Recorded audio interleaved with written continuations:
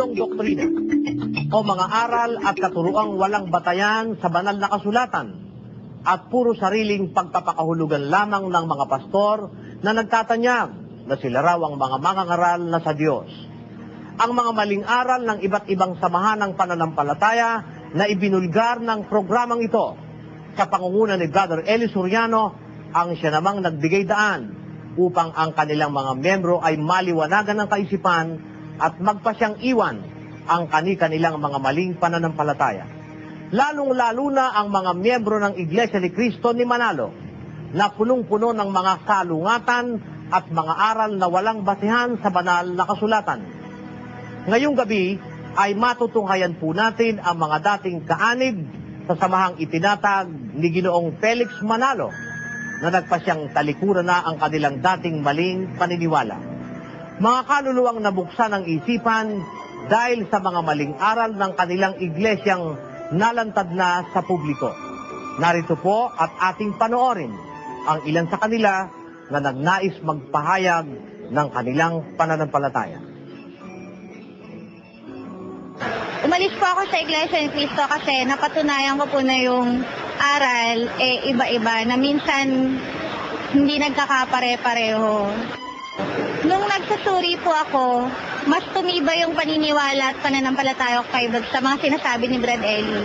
Kasi mentras na sumasagot yung tamang daan, mas nakikita ko yung pagiging tama na sinasabi ni Brad Eli. Manip po ako kasi nakita ko na lahat ng sinasabi ni Brad Eli talagang makakita mo sa Biblia. Na wala siyang sasabihin ng wala sa Biblia. Umalis ako sa Iglesia ni Manalo kasi nga, nung hinahamon sila ni Brad Eli sa diskusyon, lalo na sa TV, ayaw nilang lumaban. Kasi nga, yung pagkakaalam namin bilang kaanib dun sa iglesyang yun, ang alam namin, hindi sila tumatakbo sa diskusyon eh. Kasi yung pinakabatayan nga namin, yung Lucas 21:13 hanggang 15, na bibigyan ko kayo ng isang bibig at karunungan na hindi masasalangsang. Iba po talaga si Brad Eli, saka iba talaga yung kanyang paninindigan. Umalis po ako sa Iglesia ni Cristo kasi hindi ko po mawawaan yung kanilang mga doktrina. Kaya po ako umanib dito sa dating daan. Talaga pong kung talagang iba po yung aral nila, talaga pong nasa Bible. Ultimo po sa pananamit, sa pag-uugali, talaga pong lahat nasa kabase sa Biblia. Umalis nga po ako sa Iglesia na dahil nga po sa iba nga po yung aral nila sa aral ng ating relihiyon. Ang unang-una nga po yung aral nila, si Cristo ginawa po nilang tao. Si Cristo po ginawa po nilang tao, yun pong isang unang aral nila na mali. Pangalawa po, yung banal na po na ginawa po nilang umaga. Pangatlo po, yung paggagayak po sa kasuotan po. Yung mga pagkakabit po ng mga hikaw, mga pag-makeup. Umalis po ako sa Iglesia ni Cristo kasi nga hindi ko matanggap na si Cristo tao tapos si Manalo anghel.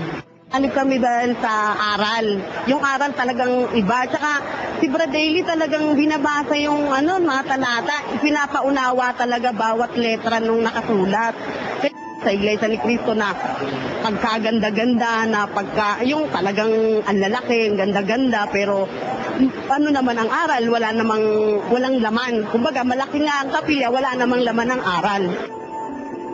Umalis ako sa Iglesia ni Manalo dahil wala akong naramdaman na aral ng Diyos na mabuti dahil hindi tama yung mga ginagawa nilang aral.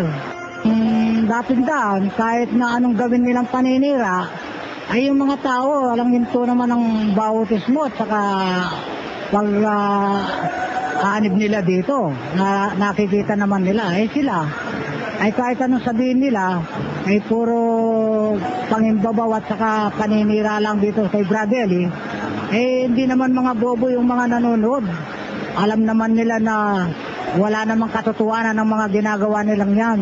Ginagawa ng mga iglesia ni Manalo, kaya rin namin gawin na ang ginagawa nila. Pero nung nalaman ko kay Brother na huwag kang gaganti ng masama, ay yun na, hindi na namin iniisip yun. Sapagkat ang nanggagaling na salitang yun, nanggaling sa salita ng Diyos. Kaya hindi kami gumaganti ng masama. Kahit Umalis ako sa Iglesia ni Cristo dahil yung teksto nila ron paulit-ulit. Bago matapos ang teksto nila, idudugtong parati yung Pilipinas nasa malayong silangan. Felix Manalo, sugo sa huling araw, parati na lang ganun, nakakasawa ng pakinggan. Kaya naman po ako naanib dito, kakapakinig ko po, hindi na po maating ng puso't isipan ko na hindi tanggapin yung mga salita ng Diyos. Umalis ako sa Iglesia ni Cristo ni Manalo dahil unang-una sa maling aral. Yun ang unang-una. Pangalawa, nakita ko ang na yung kahulugan ng tunay na kahulugan ng pag-ibig, hindi umiiral dun. Umalis po ako sa Iglesia ni Cristo kasi po hindi ko po matanggap na si Cristo tao. Dito ko po nalaman yung totoong katayuan ni Cristo na hindi po siya tao. Para po, kasi po sa kanila po obligado magagulit. Naniniwala po ako na si Brother Eli po yung sugo po talaga ng Diyos. Wala pong mapapantay sa kanya. Tsaka po, siya po yung nagsasabi ng katotohanan.